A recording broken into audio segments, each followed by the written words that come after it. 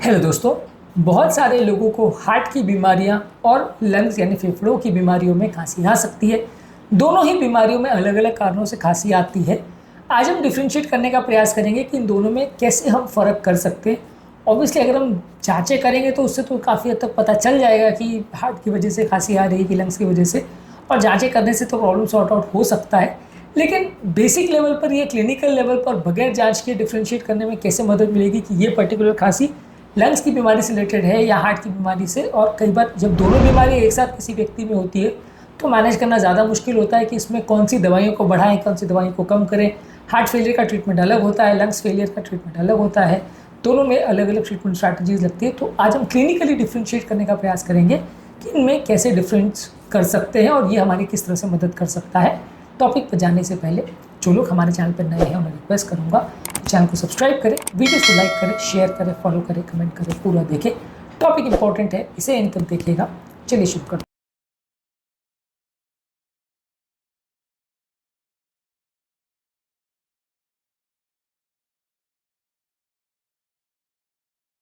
सबसे पहले आपको ये समझने की ज़रूरत है कि अगर किसी व्यक्ति को हार्ट फेलियर है तो वैसे केस में खांसी क्यों होती है। अगर हार्ट फेलियर है तो ऐसे लोगों को खांसी होने का कारण ये है कि उनके लंग्स में पानी भर जाता है। जब लंग्स में पानी भर जाता है तो लंग्स का सर्कुलेशन कंप्रोमाइज़ हो जाता है, लंग्स का ऑक्सीजन एक्सचेंज जो है वो कॉम्प्रोमाइज़ हो जाता है। ओवरऑल जो ऑक्सीजन और कार्बन डाइऑक्साइड का एक्सचेंज होना चाहिए था लंग्स की मेम्ब्रेन के लेवल पर, वो कॉम्प्रोमाइज़ हो जाता है, जिसकी वजह से हमारा लंग्स में खांसी क्रिएट होती है। एक फ्लूइड बिल्डअप हो जाता है। जिस तरह से अगर हम खाना खाते खाते अगर पानी पी ले तो श्वास की नली में चला जाता है और खांसी आती है, वैसे ही लंग्स के अंदर भी जब पानी भर जाता है तो ये खांसी का रिफ्लेक्स ट्रिगर होता है, इसकी वजह से खांसी आती है। जबकि लंग्स की बहुत सारी बीमारियों में दूसरे कारणों से खांसी आ सकती है। अस्थमा में आपकी श्वास की नलियाँ सिकुड़ जाती है, क्रॉनिक ऑब्स्ट्रक्टिव एयरवे डिजीज में बलगम भर जाता है श्वास की नली में तो खांसी आती है, उसको निकालने के हिसाब से। निमोनिया में भी लंग्स की जो ट्यूब्यूल्स है उसमें पानी भर जाता है और इन्फेक्शन करने वाले तत्व भर जाते हैं। ब्रोंकाइटिस में सूजन आ जाती है, लंग्स फाइब्रोसिस में भी इन्फ्लेमेशन हो जाता है। तो अलग अलग बीमारियों में अलग अलग कारणों से खांसी या कफ रिफ्लेक्स ट्रिगर हो सकता है।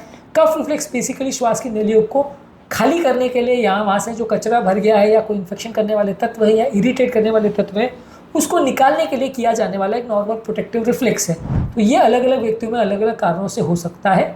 हार्ट के पेशेंट्स में पानी भरने की वजह से होता है, लंग्स के पेशेंट में सूजन या इन्फ्लेमेशन या म्यूकस या बलगम भर जाने की वजह से होता है। हार्ट फेलियर वाले पेशेंट में ज़्यादातर ये जो खांसी होती है वो सूखी खांसी होती है, या उसमें थोड़ा बहुत अगर पानी भरने की वजह से हो रहा है तो पिंक फ्रॉदी स्पूटम आएगा। खांसी में थोड़ा सा पिंक या गुलाबी कलर का थोड़ा सा झाग आ सकता है। जबकि लंग्स की ज़्यादातर बीमारी में या तो खांसी सूखी होगी यानी ड्राई होगा, या प्रोडक्टिव होगा। प्रोडक्टिव अगर होगा तो उसमें अलग अलग तरह का कलर का बलगम आ सकता है, लेकिन वो ज़्यादातर उसमें पिंक फ्रॉदी स्पूटम या झाग वाला पिंक स्पूटम में वैसा नहीं आएगा, और उसमें अलग अलग कलर का बलगम आ सकता है जो कि अलग अलग तरह के इन्फेक्शन से रिलेटेड कर सकता है।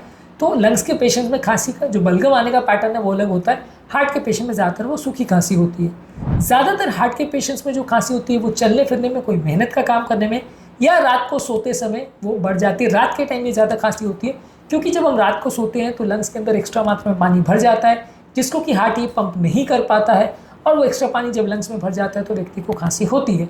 जबकि किसी व्यक्ति को अगर लंग्स की प्रॉब्लम है तो वैसे व्यक्ति में रात को सोने के टाइम बहुत खांसी हो ऐसा ज़रूरी नहीं है। ज़्यादातर जब वातावरण में कोई एलर्जी करने वाले तत्व अगर मौजूद है तो खांसी होगी, या कोई इरिटेट करने वाले तत्व मौजूद है, या कोई इन्फेक्शन अगर बॉडी में जैसे कोई निमोनिया वगैरह हो गया है, कीटाणु अगर मौजूद है तो खांसी होगी। इसका पोस्चर से कोई लेना देना नहीं है, और रात को सोने के टाइम बढ़ेगा ऐसा ज़रूरी नहीं है, और कोई काम करने या मेहनत करने से बढ़ेगा ऐसा ज़रूरी नहीं है। ये एक इंपॉर्टेंट फीचर है जिससे आप फ़र्क कर सकते हैं कि ये खांसी आपको हार्ट की बीमारी की वजह से हो रही है या लंग्स की बीमारी की वजह से। इसके अलावा हार्ट की बीमारियों में पिंक फ्रॉदी स्पूटम आता है। ये लंग्स की बीमारियों में जो बलगम आता है वो वाइट, येलो, ग्रीन किसी भी कलर का हो सकता है, क्लियर भी हो सकता है। एसोसिएटेड सिम्टम्स की अगर हम बात करें तो हार्ट फेलियर वाले पेशेंट्स में चलने फिरने में सांस फूलना, पाँव में सूजन आना, कमजोरी होना, धड़कन बढ़ना, छाती में दर्द होना, चलने में छाती में भारीपन का एहसास होना, जो हार्ट की बीमारियों के बाकी लक्षण होते हैं वो देखने को आपको मिल सकते हैं, जो कि लंग्स की बीमारी में उतना देखने को नहीं मिलेगा। लंग्स की बीमारी में श्वास लेने के समय व्हीजिंग या विस्लिंग का साउंड सुनाई देगा। इन्फेक्शन अगर होगा तो बुखार रहेगा। अगर अस्थमा का पेशेंट है तो कंटिन्यूस बलगम आता रहेगा, बहुत टाइम तक आपको खांसी में बलगम आता रहेगा। छाती में कंजेशन के फीचर्स होंगे, लेकिन ये धड़कन बढ़ना, पाँव में सूजन आना, चलने में कमजोरी होना, चलने में सांस फूलना, ये फीचर्स कुछ हद तक लंग्स की बीमारी में भी हो सकते हैं, लेकिन ज़्यादातर वो प्रोमिनेंट या प्रीडोमिनेंट सिम्टम्स हो ऐसा नहीं होता।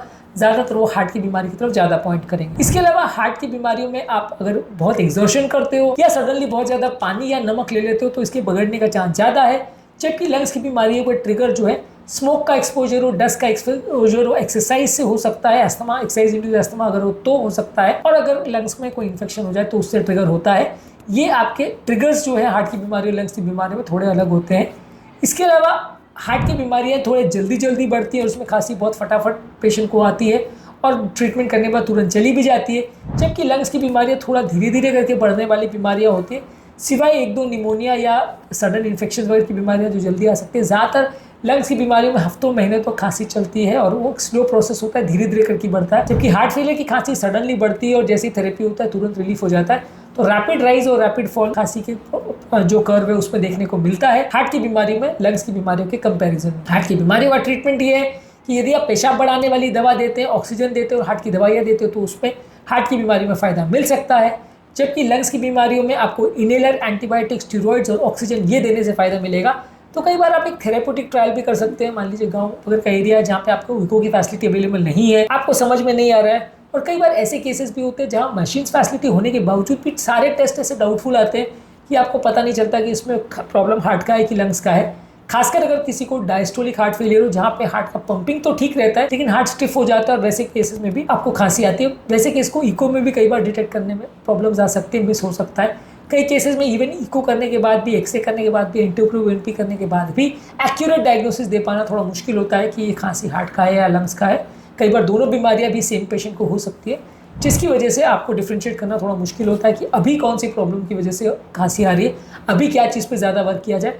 तो वैसे केस में एक थेरेप्यूटिक ट्रायल देना कई बार समझदारी होती है कि आपने हार्ट फेलियर का थेरेपी दिया, 12 से 24 घंटे में यदि खांसी ठीक हो रही है तो इसका मतलब रिस्पॉन्स कर रहा है। कभी कभार आप लंग्स का थेरेपी देके देखते हो, यदि उसका रिस्पॉन्स उससे आ रहा है तो मान सकते हैं कि लंग्स का प्रॉब्लम है। जो चीज़ आपको लग रही है कि इसका इन्वॉल्वमेंट ज़्यादा हो सकता है, जिसके चांसेस ज़्यादा हैं, उसको आप ट्राई करके देखते हो।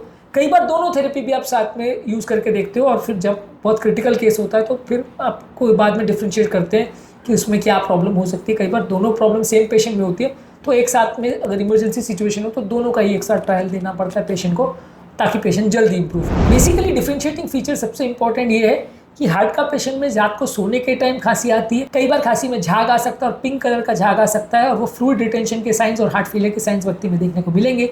जबकि लंग्स की बीमारियां ज़्यादातर सूखी होती है या बलगम लेके आ सकती है।